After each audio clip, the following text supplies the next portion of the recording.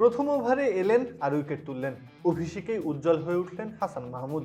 ইংল্যান্ডের টি-20 আসর ভাইটালিটি ব্লাস্টে পা রেখেই আলো ছড়ালেন বল হাতে। দিন শেষে তার দল কেন্ট হেরেছে ঠিকই, তবে দলের ব্যর্থতার আকাশে জ্বলজ্বল করছেন হাসান। নতুন বলে তার নিয়ন্ত্রিত বোলিংয়ের সামনে শুরুতেই ধাক্কা খায় হ্যাম্পশায়ার। কেন্টের অধিনায়ক দ্বিতীয় ওভারে বল তুলে দেন হাসানের হাতে। প্রথম 5 বলেই তিনি দেন মাত্র 4 রান। এরপর ওভারের শেষ বলটি ঠিক একেবারে পাঠ্য বইয়ের ইয়র্কার। সেই বলের কোনো উত্তরই খুঁজে পাননি টবি অ্যালবার্ট। দেশের বাইরের টি-20 ক্রিকেটে এটিই ছিল হাসান মাহমুদের প্রথম উইকেট, আর সেটিও এসেছে অভিষেক ওভারের শেষ বলেই। এরপর অবশ্য হ্যাম্পশায়ারের অভিজ্ঞ ব্যাটার জেমস ভিন্স কিছুটা আক্রমণাত্মক হয়ে ওঠেন।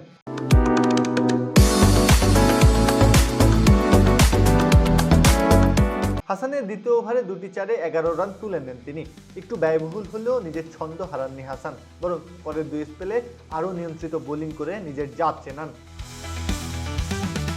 11 ওভার শেষে হ্যাম্পশায়ার রান তুলেছে 112, উইকেট সেই একটাই। লাগামহীন ঘোড়ার মতো ছুটছে রানের চাকা। সেই সময় এলেন হাসান মাহমুদ, দিলেন মোটে 4 রান।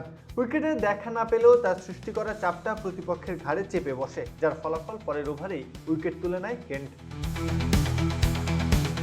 তখনও আরও একটা ওভার তার বাকি, ডেথ ওভারে দায়িত্ব ঘাড়ে নিলেন।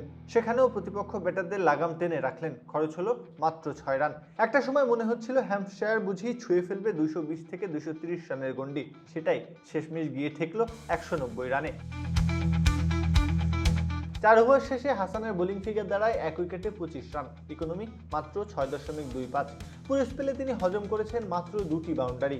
যেখানে অন্য বোলাররা হ্যাম্পশায়ারের ব্যাটারদের সামনে নিয়মিত চাপে পড়েছেন, সেখানে হাসান ছিলেন কেন্টের বোলিং আক্রমণের সবচেয়ে উজ্জ্বল মুখ।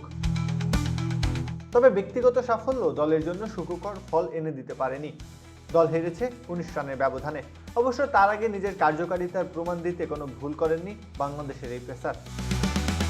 প্রত্যাহার কাব্য, খেলা 71।